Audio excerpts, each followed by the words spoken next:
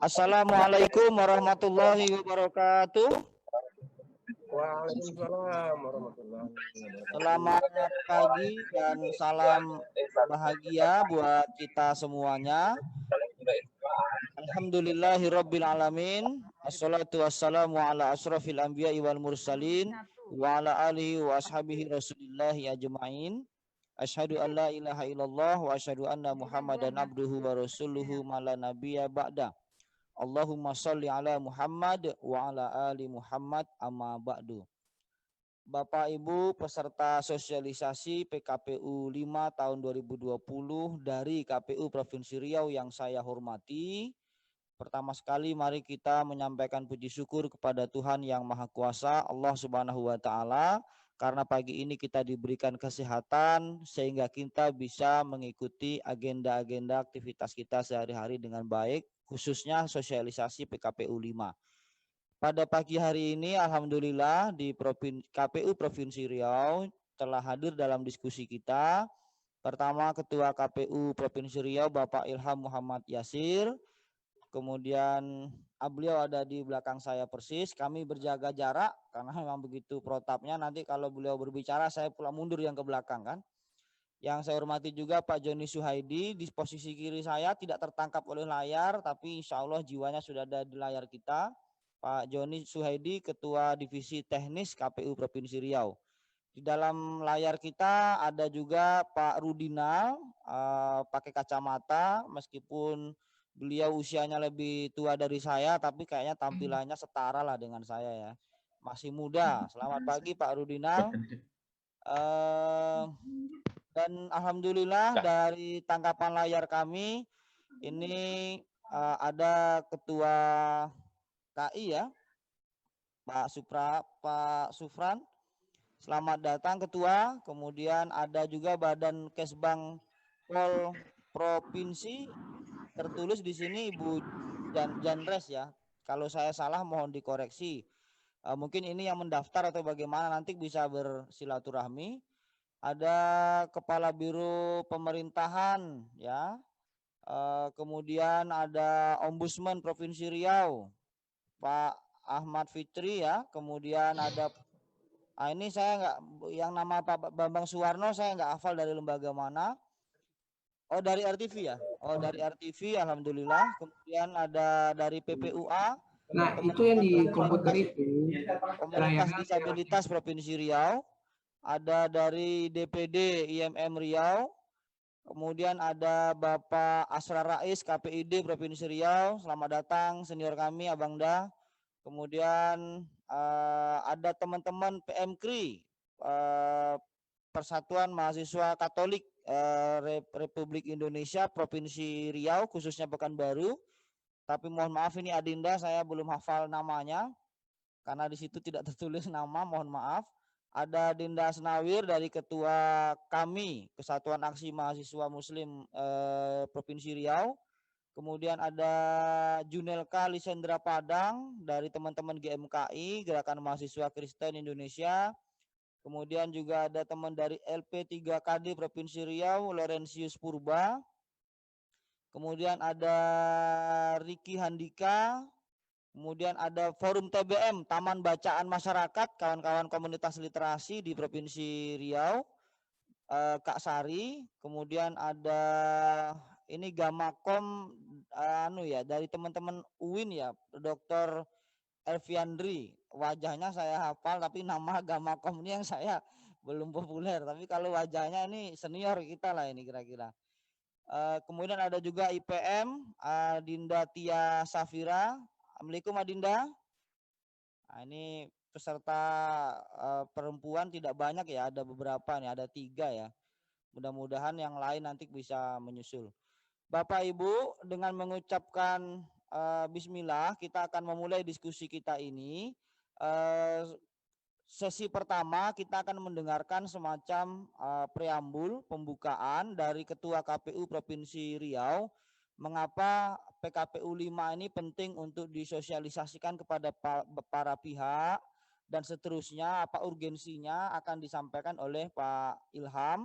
Dan nanti kita akan mendengarkan juga paparan Pak Joni Suhaidi sedikit tentang apa namanya PKPU 5 ini seperti apa. Lalu nanti kita bisa berdiskusi selepas dari paparan Pak Joni Suhaidi. Kepada Ketua Pak Ilham Yasir kami persilahkan.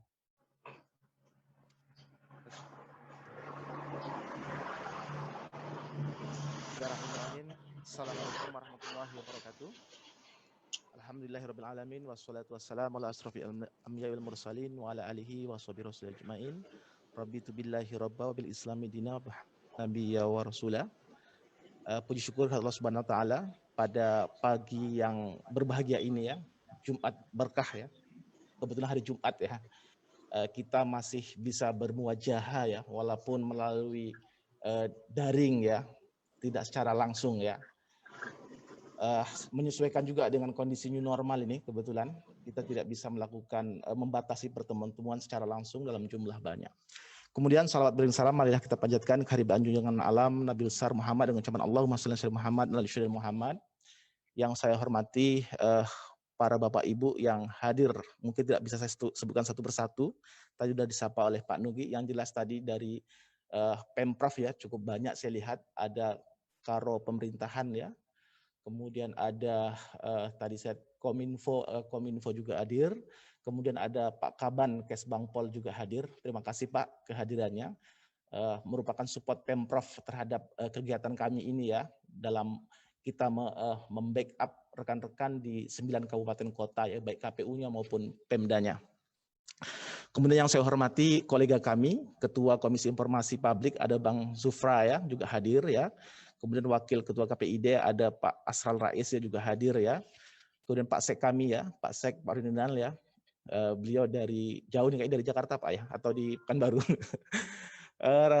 Kemudian juga ada juga rekan-rekan media ya, baik itu dari organisasi medianya maupun dari perusahaan media ya. Ada Pak Bambang dari pimpinan RTV saya lihat tadi.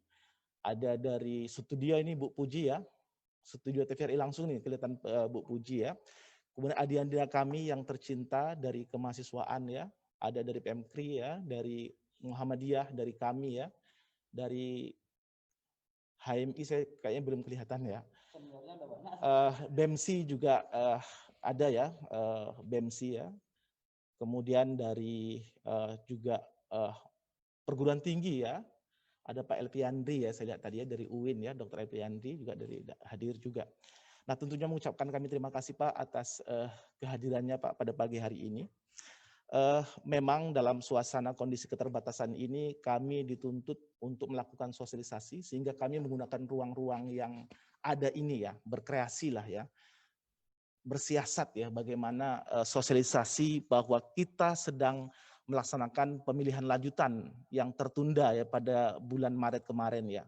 Kurang lebih 5 bulan kami sudah menjalankan tahapan, tiba-tiba ada pandemi, kami tunda pada tanggal 22 Maret 2020 lalu ya. Dan baru dibuka pada tanggal 15 Juni 2020 ini gitu. Nah, tidak ketinggalan tentunya Bapak Ibu, rekan-rekan kami di KPU Kabupaten Kota, karena selain kita Zoom Bapak Ibu, kita juga menyiarkan secara streaming ya. Mereka mengikuti kita walaupun pasif. Itu rekan-rekan Parmas di KPU Kabupaten Kota, rekan-rekan PPK ya yang sudah kami bentuk di 9 kabupaten kota, termasuk rekan-rekan PPS yang bisa mengikuti pertemuan kita hari ini melalui Facebook karena kami siarkan juga secara streaming. Cuma hanya mungkin mereka tidak bisa interaksi langsung seperti kita di forum Zoom meeting ini. Bapak Ibu yang berbahagia, rangkaian tahapan ini sudah berjalan kurang lebih 1 minggu lebih ya. Dan kami yang saya katakan tadi harus menyiasati bagaimana tahapan ini sampai ya. Paling tidak tahapan ini diketahui oleh masyarakat. Paling poin pertama adalah stakeholder. Kurang lebih seminggu ini kami keliling terus Bapak Ibu. Ada yang memang bisa dilakukan secara langsung ya. Dengan tentunya dengan menerapkan protokol COVID ya.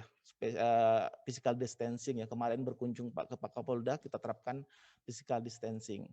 Nah hari ini kami juga suasana di kantor kami memang kami selalu pakai masker ya, selalu menjaga jarak, itu yang kami terapkan karena kami ingin pada pelaksanaan pilkada di tengah pandemi ini KPU harus menerapkan physical distancing, jangan sampai KPU dianggap tidak siap karena tidak pernah pakai masker, tidak memperhatikan jaga jarak dan lain sebagainya.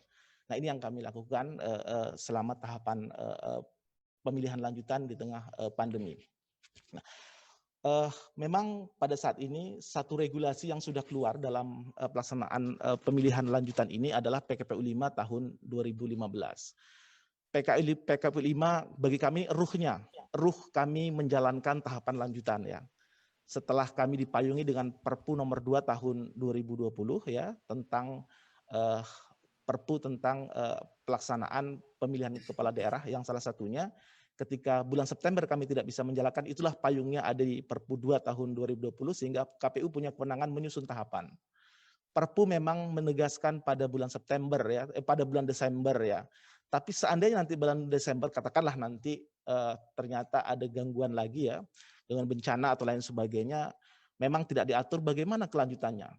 Perpu mengatur hanya memberikan kewenangan, KPU itu boleh menunda tahapan dan boleh menyusun lagi tahapan berikutnya di 2021. Itu salah satu yang diberikan oleh Perpu. Nah, Perpu inilah yang kami jadikan ruh ya melalui PKPU nomor 5 tahun 2020. Kami harus mendesain ulang semua tahapan. Tahapan yang sudah kami jalankan sejak bulan Oktober, November, Desember, Januari, Februari, itu harus kami desain ulang. Salah satunya adalah menyusun seluruh tahapan yang akan kami laksanakan ke depannya ya. Kami akan merubah semua regulasi tentunya. Ada dua prinsip, regulasi teknis kami berprinsip pada asas-asas penyelenggaraan pemilu langsung umum bebas rahasia ya, jujur dan adil. Tapi ada satu tambahan lagi dengan memperhatikan protokol COVID, salah satunya tentunya adalah kesehatan dan keselamatan ya. Nah itu jadi dua yang kami adopsi di dalam PKPU nomor 5, melanjutkan tahapan secara teknis tapi dengan menerapkan protokol COVID-19. Nah ini salah satunya ada di tahapan PKPU 5 tahun 2020. Nanti itu akan ada diterangkan oleh Pak kolega kami, Pak Joni ya dari divisi teknis ya menerangkan tahapan. Sebagai gambaran nanti tahapan umpamanya pendaftaran calon ya, yang sedianya itu verifikasinya bisa sampai 1 bulan, memang bentukan yang panjang. Tapi karena kondisi COVID kita perpendek waktunya. Mungkin sekitar tidak sampai 2 minggu ya untuk kami melakukan verifikasi administrasi. Sehingga 1 bulan full itu, tidak sampai 1 bulan, kami sudah menerima pasangan calon nanti di tanggal 4 September, baik jalur politik maupun dari jalur perseorangan, seperti yang ada di Indagri Hulu saat ini ya, yang sedang kami verifikasi faktual. Nah itu nanti kurang lebih dipendek-pendekkan waktunya ya. Nah kemudian mungkin meskipun belum keluar perubahan PKPU pencalonan, karena PKPU yang terkait dengan pencalonan masih di PKPU yang lama, yaitu PKPU 2 tahun 2020 sebelum pandemi COVID. Tapi tentunya nanti ini akan didesain karena sudah melihat draft yang sudah ada, salah satunya adalah pendaftaran mungkin nanti pasangan calon tidak bisa diarak-arak ya, kompangan dan lain sebagainya ya. Dilakukan pembatasan gitu ya. Kalau dulu kan memang ketika mendaftar ini adalah pestanya lah para bakal pasangan calon. Nah ini akan kami batasi. Termasuk nanti di kampanye juga akan kami atur sedemikian rupa. Memang sudah ada wacana salah satunya kemungkinan rapat umum yang menghadirkan orang beramai-ramai itu kemungkinan akan ditiadakan. Nah kemarin wacananya itu ya akan ditiadakan ya. Kalaupun diadakan akan dicari formula bagaimana penumpukan pengumpulan orang yang banyak itu tidak terjadi. Pada metode pertemuan tatap muka atau dialogis, kalau dulu bisa mengadakan pertemuan di gedung tertutup ya, kami mungkin akan membatasi hanya 20 orang, sisanya disilakan menggunakan daring. Jadi memang bakal pasangan calon nanti memang akan kami arahkan sebanyak mungkin menggunakan daring. Kami kebetulan kemarin melakukan konsolidasi ketika KPU menunda tahapan dari bulan Maret. Sejak Maret itu kami Maret, April, Mei kami melakukan konsolidasi oleh KPU RI melalui daring inilah. Jadi kurang lebih sudah hampir 3 bulan lah kami berkonsolidasi melalui daring. Karena memang kalau kami diundang ke Jakarta persoalannya akan panjang juga. Ketika pulang nanti katakanlah kita harus isolasi 14 hari, akan mengganggu tahapan ya. Sehingga memang seluruh pertemuan konsolidasi kami lakukan melalui daring. Termasuk yang kami lakukan di KPU Riau terhadap KPU Kabupaten Kota. Nah barangkali itu Bapak Ibu sebagai pengantar dari saya. Tentunya kami mengucapkan ribuan terima kasih ya atas kehadiran Bapak Ibu di forum daring ini ya. Mudah-mudahan pertemuan ini bermanfaat dan membawa berkah kebetulan di hari Jumat yang berkah. Tentunya dengan saya buka dengan mengucapkan Bismillahirrahmanirrahim, diskusi sosialisasi PKPU tentang jadwal program dan tahapan Peraturan KPU nomor 5 tahun 2020 dengan ini kami buka. Demikian yang dapat kami sampaikan. Lebih dan kurang mohon maaf. Billahi taufik wal hidayah. Wassalamualaikum warahmatullahi wabarakatuh.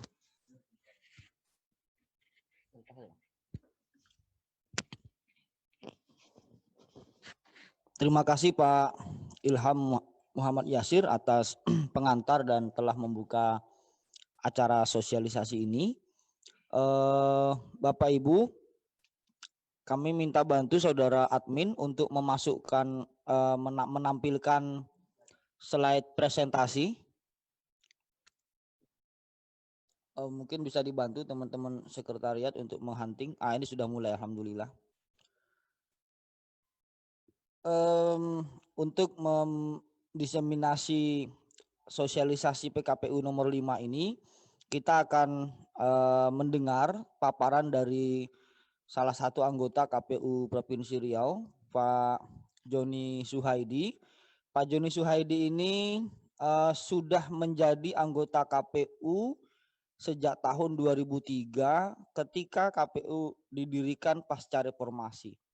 Jadi di KPU Provinsi Riau ini Pak Joni Suhaidi adalah salah satu daripada anggota KPU paling senior, sehingga kami sering memanggilnya dengan Master of Election, jadi Master Pemilu gitu kira-kira. Karena kami banyak belajar, mendengar dan semacam tunjuk ajar dari Pak Joni Suhaidi. Beliau dari Indragiri Hilir, Tembilahan, dan saat ini karena tugas berdomisili di Pekanbaru. Kepada Pak Joni Suhaidi kami persilahkan.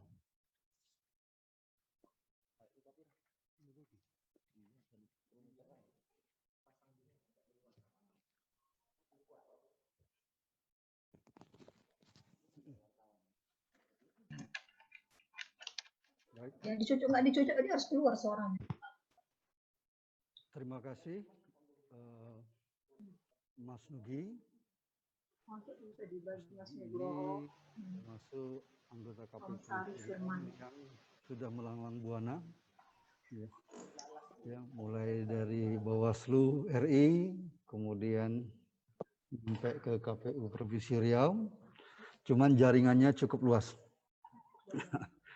Yang terhormat Bapak Ketua KPU Provinsi Riau, rekan-rekan peserta acara daring dalam konteks pengenalan terhadap tahapan di sininya malah pemilihan tahun 2020. Nah, Assalamualaikum warahmatullahi wabarakatuh. Ya, sebagaimana yang disampaikan oleh bisa sambil makan nggak nih ya?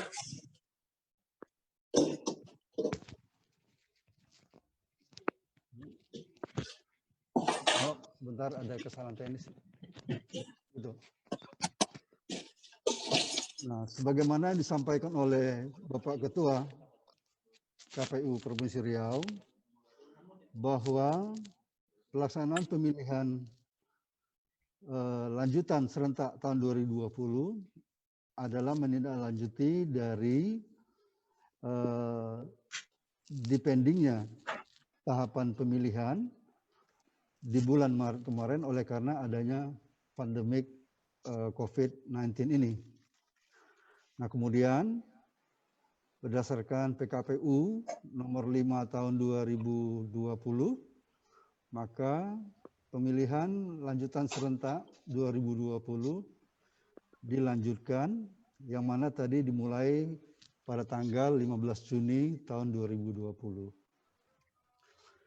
Nah, berkaitan dengan ini, karena saya diberikan mandat untuk menjelaskan tahapan, saya coba akan menjelaskan garis besarnya. Kemudian mungkin nanti kita coba, kalau memang ada ruang untuk dialog, kita coba untuk dialog. Nah, tahapan pelaksanaan pemilihan lanjutan serentak ini, itu terdiri dari persiapan dan penyelenggaraan. Nah, yang terhenti kemarin adalah di tahapan persiapan, yaitu salah satunya yang pembentukan badan ad hoc. Untuk ininya, tolong. Lanjut, next.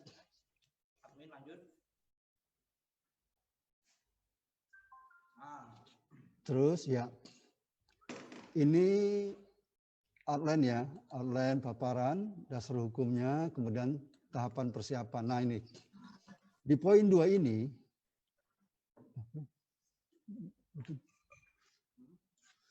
yang tadi.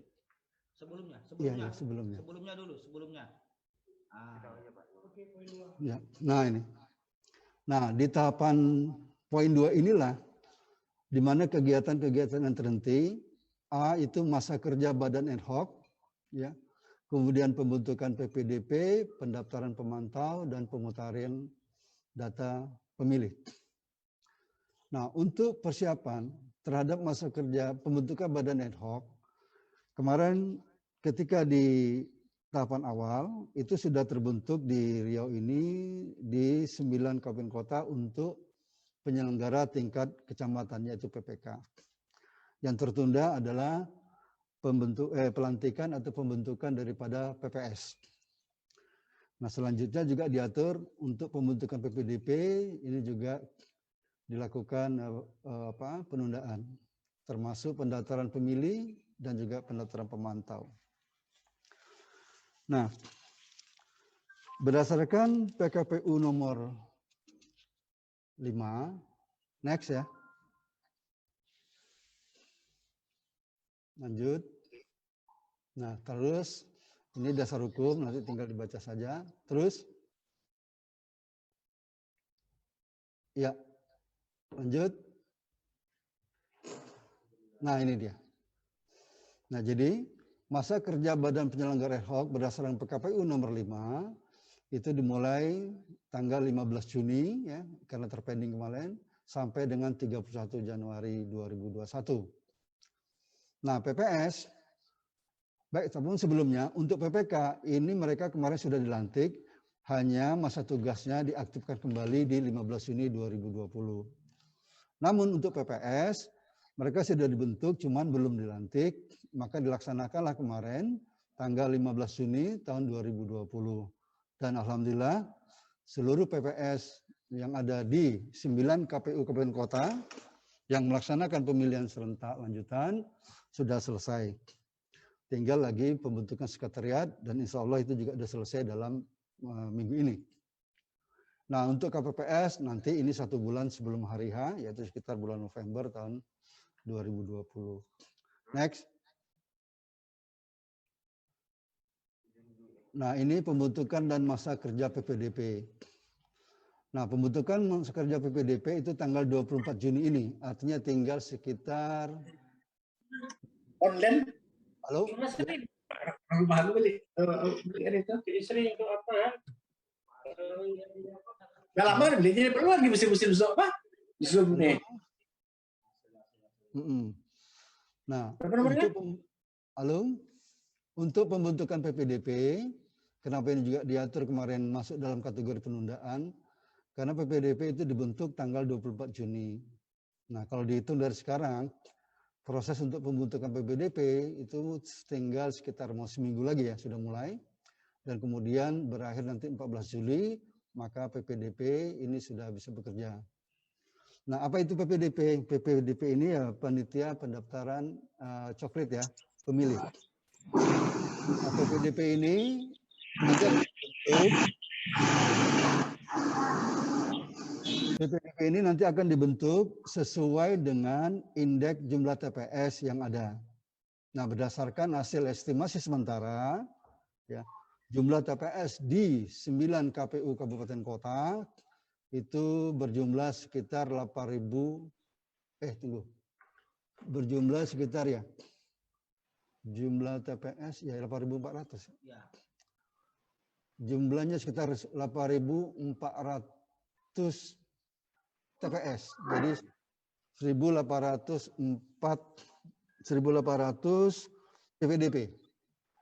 Nah, mereka lah nanti akan bertugas mencoklit ya, door to door, mendatangi jumlah pemilih di 9 KPU kabupaten kota itu yang lebih kurang 2.661.599. Itu ada di kolom 11 ya. Di kolom 11 itulah estimasi sementara jumlah pemilih yang ada di 9 KPU kabupaten kota dengan petugas PPDP yang akan turun 8.400 PPDP. Nah, nanti next. Lanjut.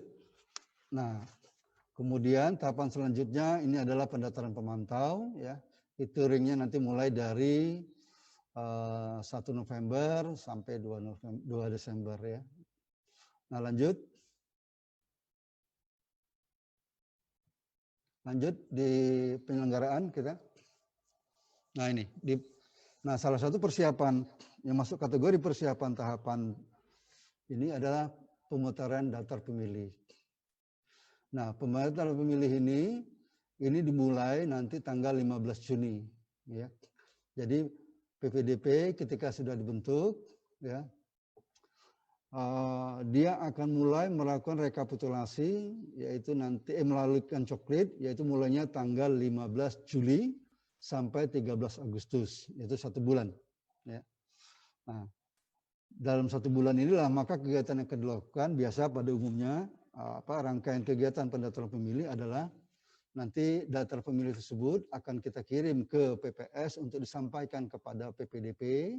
PPDP itulah petugas coklit untuk melakukan penelitian dan pemutahiran terhadap data pemilih dan DP4 yang diserahkan kepada KPU untuk dilakukan pemutahiran untuk melihat apakah pemilih-pemilih tersebut memenuhi syarat. Apakah pemilih-pemilih tersebut tidak memenuhi syarat, apakah sudah meninggal, apakah pindah, apakah ada yang kemudian dari sipil jadi TNI. Nah, itu ya. Nah, hal-hal demikianlah kemudian nanti akan disisir oleh PPDP untuk kemudian dimutakhirkan. Kemudian setelah dimutakhirkan maka akan dijadikanlah daftar pemilih sementara. Nah, kemudian itu kita umumkan. Kita umumkan ke masyarakat untuk melihat apakah dirinya atau mungkin teman-temannya atau juga tetangganya untuk dilihat itu nanti di dalam daftar pemilih sementara itu apakah sudah masuk dalam daftar pemilih sementara tersebut. Nah, dalam kurun waktu tertentu sekitar 2 minggu, maka nanti daftar sementara itu akan dijadikan daftar pemilih tetap. Nah, daftar pemilih tetap inilah nanti yang akan kita umumkan dan inilah menjadi data untuk proses baik itu pengadaan surat suara ya nanti dasar di situ dan kemudian juga situ akan ditetapkan indeks TPS yang sudah pasti sebagai dasar untuk menentukan ya banyak petugas keamanan dibutuhkan nanti di TPS itu berapa orang dan data-data ini juga sangat diperlukan bagi stakeholder kita dalam konteks untuk melakukan pengawasan ya baik juga oleh Bawaslu maupun mungkin kalau dibentuk adanya Despilkada. Nah, jadi tahapan pendaftaran pemilih ini saya jelaskan mulai dari proses pemutakhiran terhadap data pemilih, kemudian hasil pemutahiran tersebut dijadikan DPS, daftar pemilih sementara, kemudian dari daftar sementara itu kemudian dilakukanlah penetapan daftar pemilih tetap. Nah, seluruh tahapan tadi akan ada diumumkan, data pemilih yang akan kita mutakhirkan akan diumumkan. Ketika sudah jadi DPS, DPS-nya juga kita akan umumkan. Ketika menjadi DPT juga kita akan umumkan. Nah, kita harapkan jangan sampai ada tercecer lagi pemilih-pilih atau ya masyarakat kita yang masuk dalam kategori pemilih tidak terdata lagi dalam DPT. Sehingga meminimalisir pemilih-pemilih DPK. Pemilih DPK inilah pemilih daftar pemilih khusus. Yang mana walaupun dia tidak terdaftar dalam DPT, cuman nanti ketika hari H, apabila yang bersangkutan memang beralamat KTPL-nya, beralamat di TPS itu, maka yang bersangkutan diberi ruang untuk memilih, namun selama surat suara tersedia. Nah, itu dia. Nah, dan masanya diberikan ya setelah nanti jam 12. Jadi 1 jam ya, dari jam 12 sampai jam 1. Itu khusus untuk pemilih DPK. Demikian juga kalau ada pemilih pindah nanti diatur sedemikian rupa. Nah, selama surat suara cadangannya masih ada. Next, kita masuk ke penyelenggaraan. Nah, tahapan penyelenggaraan seperti kita ketahui saat ini dimulai dengan tahapan pencalonan, kemudian nanti tahapan kampanye, lalu dilanjutkan dengan tahapan pemungutan suara. Nah, untuk pendaftaran calon, untuk pendaftaran, nah seperti kita ketahui dalam konteks pemilihan kepala daerah, calon kepala daerah itu dapat didukung melalui 2 jalur. Pertama jalur perseorangan, ya, kemudian jalur partai politik. Nah, untuk jalur perseorangan ini mereka harus didukung oleh masyarakat dengan persentase tertentu. Dilihat nanti dari jumlah penduduk yang ada di pemilih yang ada di daerah tersebut. Ya, persentasenya ada yang 10%, 8,5%, ada yang 7%, tergantung dari jumlah penduduk. Nah, dari persentase tersebutlah pasangan calon perseorangan harus mengumpulkan ya sejumlah KTP dari persentase tersebut. Nah, kemudian baru nanti dilakukan verifikasi, baik verifikasi administrasi terhadap dukungan tersebut maupun verifikasi faktual apabila seluruh dokumen yang diserahkan itu sudah memenuhi syarat. Nah, berdasarkan tahapan yang sudah dijalankan, dari 9 KPU kabupaten kota, ya, yang ada calon perseorangan itu hanya di Kabupaten Indragiri Hulu. Nah, dan pasangan calonnya ada 2, ya, yaitu pasangan Rajut 1 dan pasangan, saya lupa itu ada 2 itu ya. Nah, sampai saat ini tahapan yang sudah dilaksanakan terhadap calon perseorangan di Inhu akan memasuki tahapan verifikasi faktual terhadap dokumen-dokumen yang ketika diverifikasi administrasi sudah memenuhi syarat. Apa saja kategori memenuhi syarat ketika proses administrasi? Nah, tahapannya sebagai berikut. Pasangan calon perseorangan akan mengajukan dukungannya kepada KPU, kemudian akan dilakukan penelitian. Nah, apabila setelah dilakukan penelitian, dukungan tersebut masih memenuhi syarat jumlah, maka akan dilanjutkan dengan proses administrasi, verifikasi administrasi. Nah, proses penelitian di awal sebagai contoh, kalau syarat minimal di suatu daerah itu katakan dukungnya 1000, maka pasangan calon harus menyerahkan ya fotokopi KTP dan dukungan yang bersangkutan sebanyak minimal 1000. Nah, dari 1000 ketika kami teliti ternyata apakah dukungannya benar, apakah ada tanda tangan, ya, apakah ada fotokopi KTP-nya, tahap awal itu.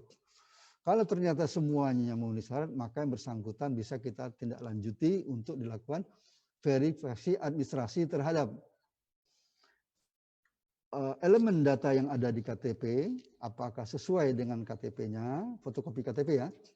Kemudian baru dilanjutkan dengan verifikasi kegandaan. Apakah ada ganda internal? Ganda internal itu artinya ada 2 atau 3 nama lebih dari 1 yang sama di satu pendukung itu. Enggak, aku enggak mendengar mereka. Gitu. Dengar lagi. Yang kedua, yang kedua baru melakukan verifikasi terhadap apakah pendukung-pendukung tersebut terdaftar dalam DPT atau DP4. Nah, untuk hal ini kami akan berkoordinasi dengan Disdukcapil untuk mengecek. Nah, apabila langkah-langkah ini tadi sudah dipenuhi, nah maka akan kami lanjutkan dengan verifikasi faktual untuk membuktikan kebenaran dari dukungan tersebut. Apakah pendukung itu kita tanya, benar Anda mendukung pasangan ini atau tidak mendukung pasangan ini. Nah, tindak lanjutnya nanti itu akan dilaksanakan oleh PPS dengan cara door to door mendatangi pendukung. Artinya dilakukan verifikasi faktual dengan cara sensus. Nah, apabila setelah dilakukan verifikasi faktual dan jumlah dukungan yang ada memenuhi syarat minimal atau melebihi, maka pasangan bersangkutan dianggap kita tetapkan memenuhi syarat. Kalau tidak memenuhi syarat minimal, maka akan dikembalikan untuk diperbaiki berapa kekurangan syarat minimal tersebut. Katakanlah tadi syarat minimal 1.000, ternyata ketika kita faktual kurang cuma 900 ya, artinya ada 100 yang tidak memenuhi syarat, maka kita kembalikan untuk diperbaiki dengan ketentuan dia harus menyerahkan 2 kali 100 kekurangan tersebut. Artinya 200 KTP kembali diserahkan. Ya. Dan sebarannya juga harus tersebar di 50% jumlah kecamatan yang ada. Nah, apabila proses normal, kemudian proses perbaikan keputusannya bahwa yang bersangkutan memenuhi syarat minimal, maka boleh mendaftar. Demikian juga terhadap apabila tidak dilakukan proses normal saja dan memenuhi syarat, tidak ada perbaikan, maka yang bersangkutan juga memenuhi syarat untuk pendaftaran. Nah, selanjutnya ketika proses verifikasi persoalan ini selesai, memang ada jeda berapa seminggu atau 2 minggu. Nah, kemudian barulah KPU membuka pendaftaran. Naik ke gate 6. Terus lanjut. Nah, ini dia. Nah, inilah ruang pendaftaran.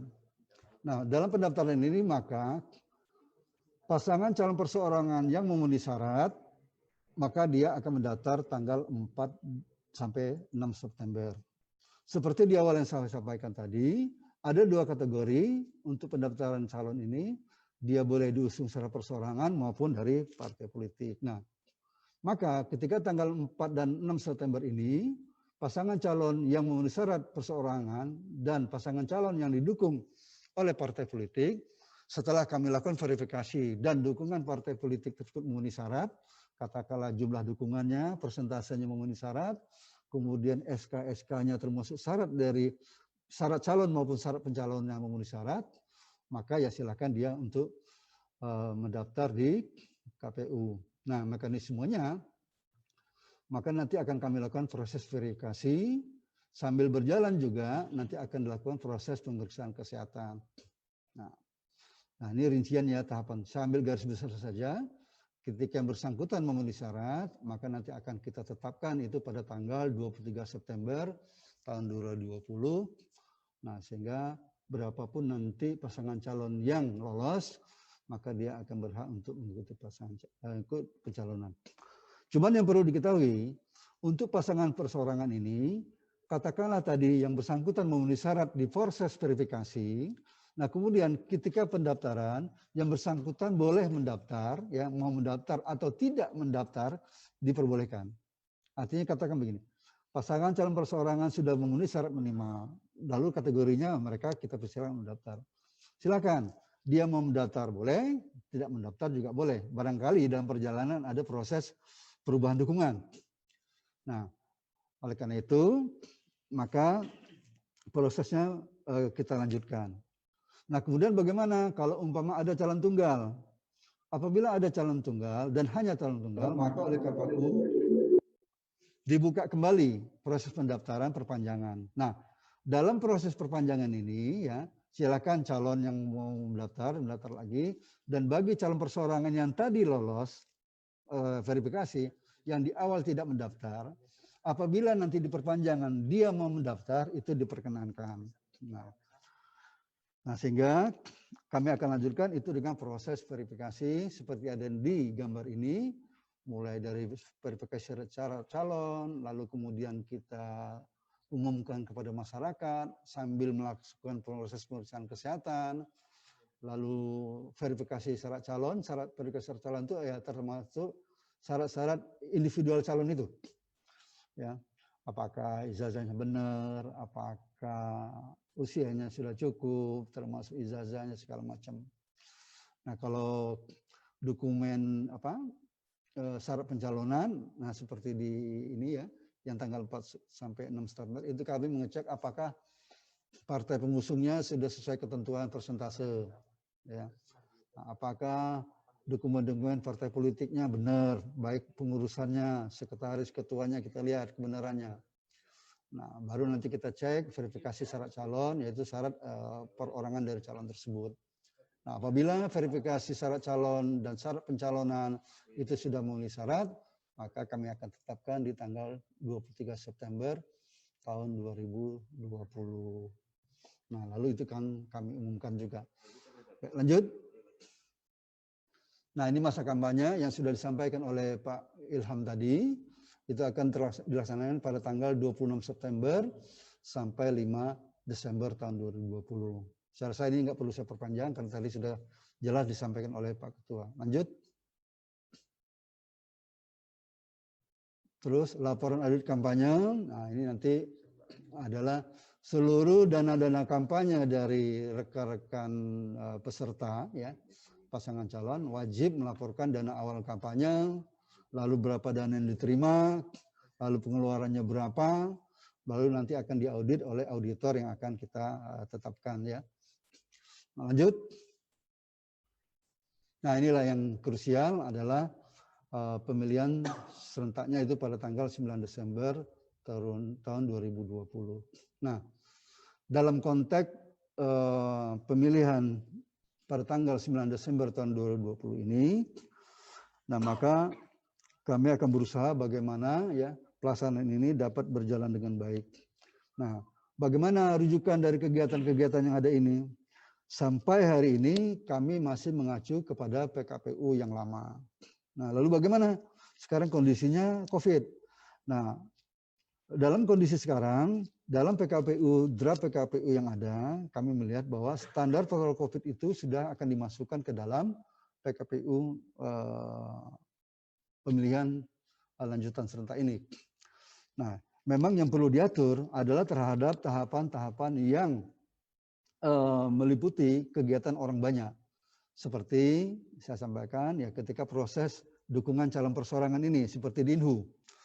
Itu sejumlah 194 PPS itu akan melakukan faktual terhadap kurang lebih 70.000 pendukung dari 2 pasangan calon yang ada di Inhu secara sensus. Nah, maka kami akan menerapkan protokol COVID. Salah satu di antaranya nanti petugas PPS yang melakukan verifikasi faktual itu akan dilengkapi dengan alat pelindung diri, yaitu masker, kemudian face shield, lalu kemudian juga hand sanitizer, kemudian sarung tangan, dan perlu diketahui seluruh petugas PPS yang turun itu akan dilakukan rapid test, termasuk juga PPK-nya. Nah, jadi protokoler pelaksanaannya itu nanti akan diatur sesuai dengan standar COVID yang diatur oleh gugus COVID, tugas gugus COVID. Nah, baik itu mengatur jarak, diusahakan tidak bersentuhan. Mungkin nanti ada pertanyaan, bagaimana dengan alat alat kerja? Tanda tangan tentu menggunakan pena. Karena begini, ketika petugas PPS melakukan faktual, maka dia akan menanyakan kepada pendukung, apakah Anda mendukung apa tidak. Kalau dia mendukung, maka cukup petugas PPS saja yang akan menandatangani atau menconteng bahwa yang bersangkutan memenuhi syarat di formulir kerja.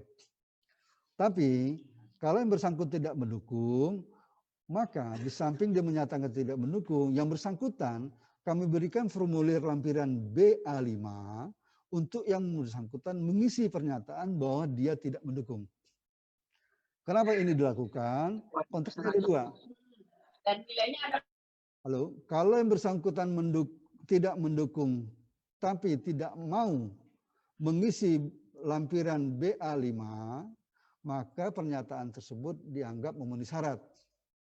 Ya.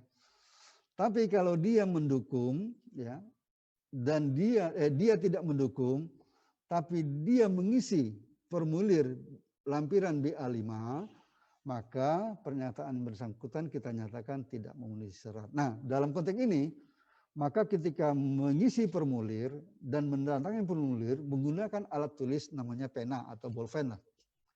Nah, karena yang dihadapi banyak orang, maka pena ini akan berkali-kali dipegang oleh pendukung. Nah, untuk memproteksi, ya, bagaimana agar pandemi COVID ini tidak menyebar melalui kegiatan faktual, maka salah satunya tadi petugas PPS kita berikan sarung tangan. Di samping itu, kami siapkan juga hand sanitizer. ketika pendukung tersebut katakanlah tidak punya pena, dia meminjam pena petugas, silahkan dipakai. Namun setelah digunakan, maka pena tersebut akan dibersihkan dengan hand sanitizer. Nah, kita siapkan juga tisu bagi petugas PPDP, bagi petugas PPS untuk mengelap pena tersebut sehingga dapat meminimalisir apabila terjadinya proses penularan COVID. Nah, itu langkahnya. Nah, kemudian kegiatannya adalah rekan-rekan pendukung ini nanti kan prosesnya ada setelah lakukan di lapangan ada proses rekapitulasi di tingkat desa, kecamatan, bahkan naik sampai ke KPU kabupaten. Nah, tentu banyak formulir ya, formulir yang akan dikembalikan. Begitu juga awal ketika kami menyerahkan, maka seluruh pergerakan formulir tersebut akan kita bungkus dengan plastik lalu kita semprot dengan hand sanitizer. Nah, sehingga langkah minimalnya itu dapat kita lakukan agar tidak terjadi penyebaran. Itu satu. Yang kedua adalah kegiatan pendaftaran pemilih, coklit. Nah, bayangkan, ada 8.400 petugas coklit yang ada di Riau ini, itu akan berhadapan secara door to door ya, akan diturun, itu kepada kurang lebih 2.600.000 pemilih. Nah, ini lebih banyak lagi. Nah, maka protokol COVID yang kami lakukan tetap seperti apa yang dilakukan ketika oleh PPS melakukan faktual dukungan, maka kepada petugas PPS juga PPDP tetap standarnya akan dilakukan proses rapid test. Lalu disiapkanlah sarana prasarana alat pelindung diri seperti masker, hand sanitizer, face shield, dan juga sarung tangan. Nah, itu. Yang ketiga, yang punya potensi membuat kerumunan orang ketika kampanye. Nah, di sini yang mungkin kami tetap lebih kepada bagaimana memproteksi petugas-petugas kami dalam konteks memonitoring pelaksanaan kampanye. Lalu bagaimana dengan katakanlah peserta kampanye yang dipanggil oleh atau diundang oleh pasangan calon. Nah, maka kita harapkan pasangan calon juga mempunyai tanggung jawab untuk memberikan untuk melaksanakan protokol COVID. Kalaupun ada kampanye dialogis, katakanlah begitu, ya pesertanya mungkin nanti diatur kalau nggak salah sekitar 20 atau kalau dia menggunakan ruangan itu minimal 50% dari jumlah kapasitas gedung. Kalau gedung itu 100, mungkin pesertanya 50. Nah, itu petunjuk itu akan diatur lebih lanjut. Nah, namun demikian protokol COVID-nya harus diatur, ya, harus diatur oleh pasangan calon ketika kampanye, jaga jarak, pakai masker, nah seperti itu. Namun demikian diharapkan memang kampanye kalau bisa melalui daring. Nah, itu salah satunya. Yang keempat, yang punya potensi sekali sebenarnya untuk mengumpulkan orang banyak, memang di kegiatan kami sendiri ketika melakukan proses penyusunan logistik seperti melipat, menyusun alat kelengkapan TPS yang kami harus susun per TPS. Nah, itu membutuhkan orang banyak. Nah, insya Allah untuk petugas-petugas yang menyusun alat kelengkapan TPS dan surat-surat per TPS itu akan kita lengkapi dengan alat pelindung diri. Nah, yang krusial sekali ini ketika hari H. Nah, hari H, maka kalau 2.600.000 pemilih itu akan datang ke 8.400 TPS. Nah, ini bagaimana standarnya? Agar kita bisa minimalisir ya, penyebaran COVID. Dan juga kita jangan sampai ya ini menjadi kekhawatiran bagi pemilih untuk datang ke TPS. Nah, maka kita berusaha nanti ya mungkin melalui Pak Nugi yang di Siparmas akan menjelaskan secara intens ya bagaimana protokoler pemilih datang ke TPS. Nah, sehingga itu nanti diatur, bahkan kalau nggak salah di dalam anggaran itu ada nanti termogan ya. Termogan, jadi setiap pemilih nanti akan ditermogan apakah suhunya sesuai dengan standar minimal 38 atau lebih. Nah, lalu bagaimana protokol SOP-nya? Apakah petugas PPS kita mengerti ya mengenai tata cara itu? Mudah-mudahan nanti ada pelatihan dari gugus COVID ya kepada petugas KPPS bagaimana teknis preventif atau proteksi terhadap pemilih-pemilih yang datang ke TPS sehingga terhindar dari penularan COVID. Nah, kalaupun ada nanti, ketika ada pemilih datang, kemudian tentu mereka harus pakai masker. Nah, kalaupun tidak, kami siapkan cadangan ada, ya. Tapi kita harapkan ya pemilih datang sudah menggunakan masker. Nah, kalaupun nanti datang ke TPS kemudian dilakukan termogan yang bersangkutan, katakanlah suhunya di atas standar minimal, maka nanti di TPS itu akan disiapkan bilik khusus, ya, bilik khusus. Pemilih-pemilih yang standar suhunya itu melebihi standar minimal katanya 38, maka bersangkutan akan diarahkan ke bilik khusus. Contoh, kalau umpama di TPS itu ada 3 bilik, ya, sementara kita kan ini cuma 1 surat suara ya, 3 bilik kami siapkan, maka 2 bilik itu untuk pemilih yang normal dan arti kata ya sehat.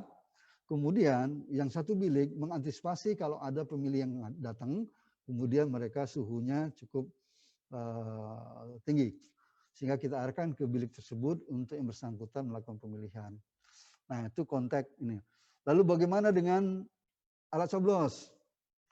Nah, apakah paku yang digunakan itu akan dipegang berkali-kali di sejumlah pemilih? Katakanlah sekarang maksimal pemilih di situ 500. Cuma rata-rata pemilih di Riau ini dari 2.600.000 pemilih dibagi 8.400 TPS ya sekitar 300 pemilih lah maksimal. Nah, 300 orang itu akan menggunakan paku yang sama ya berulang. Lalu bagaimana mengatasi ini? Agar paku yang digunakan ini tidak menjadi objek ya, jadi subjek sebenarnya, jadi objek penularan karena digunakan oleh. Nah, jadi langkah yang dilakukan adalah kami juga insya Allah akan menyiapkan sarung tangan ya, sarung tangan plastik ya. Nah, untuk setiap pemilih. Nah, sambil juga pokoknya kami siapkan situ hand sanitizer, mungkin juga kami siapkan sabun dengan tong atau tongnya botol minuman itu ya. Itu kami siapkan dengan cuci tangan, nah bahkan sampai ke tisunya kita siapkan. Itu paku. Lalu tinta, bagaimana? Nah, tinta juga dalam satu wadah dicelupin jari oleh beberapa orang. Nah, ini yang sedang disiasati oleh KPU RI. Apakah dengan cara menggunakan katembet, setiap orang nanti dicelupin katembetnya ke tinta, lalu ditempelin ke tangan, lalu katembetnya sudah digunakan, dibuang.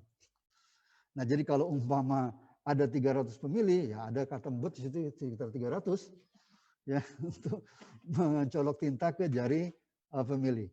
Nah, tapi insya Allah teknis-teknis itu akan diatur oleh KPU RI bagaimana agar pemilih dengan senang hati datang ke TPS dan tidak was-was. Nah, sehingga artinya partisipasi pemilih kita harapkan cukup baik dan meningkat. Sehingga kualitas demokrasi dari sisi kuantitasnya dapat kita penuhi. Nah, kemudian ketika proses penghitungan sampailah mulai rekap, tingkat PPK, tingkat PPS naik ke atasnya, prosesnya seperti tadi, seluruh dokumen yang dikirim, kotak yang dikirim juga akan kita bungkus plastik, lalu kita semprot ketika dia naik untuk direkap ke tingkat kecamatan, demikian juga sampai ke tingkat KPU Kabupaten Kota. Nah, terhadap saksi, terhadap panwas TPS, juga kita harapkan juga tetap menggunakan APD COVID ya, sesuai dengan protap yang ada. Nah, saya rasa itu gambaran ya, gambaran umum yang saya sampaikan tahapan ini yang kaitannya dengan penundaan sehingga oleh karena pandemi COVID, lalu lokus-lokus mana saja yang mempunyai potensi ya untuk untuk penyebaran COVID itu sudah kita coba antisipasi ya, coba kita antisipasi. Memang tugas KPU dan rekan-rekan KPPS di bawah cukup berat. Memang kita harapkan sebenarnya KPPS lebih fokus saja ke teknis penyelenggaraan pemilu. Nah, namun demikian, karena kami dikasih beban tugas juga untuk bagaimana dengan adanya pandemi COVID-19 ini, juga berjalan dengan dan juga menjalankan pemungutan suara, bagaimana pandemi COVID bisa diminimalisir, tapi proses demokrasi juga jalan. Demikian ya, kami mohon doa ya, mohon doa restu dari rekan-rekan sekalian, semoga kami dari KPU Pusat, Provinsi, Kabupaten Kota, PPK, PPS, dan KPPS yang ada di Provinsi Riau, dan juga yang ada di Indonesia, dalam kondisi sehat dan dapat melaksanakan proses kegiatan pemilihan ini. Ibarat kapal, maka kami jadi kapten yang akan mengarungi lautan yang sedang bergelombang. Mudah-mudahan kami bisa mengarungi lautan itu dan sampai di tempat tujuan dengan selamat. Kalaupun ada yang terganggu ya paling mabuk-mabuk sedikit lah atau pusing-pusing sedikit. Jangan sampai ada yang kecemplung ke laut. Nah, itu kami harapkan seperti itu. Jadi mohon restunya. Terima kasih. Assalamualaikum warahmatullahi wabarakatuh.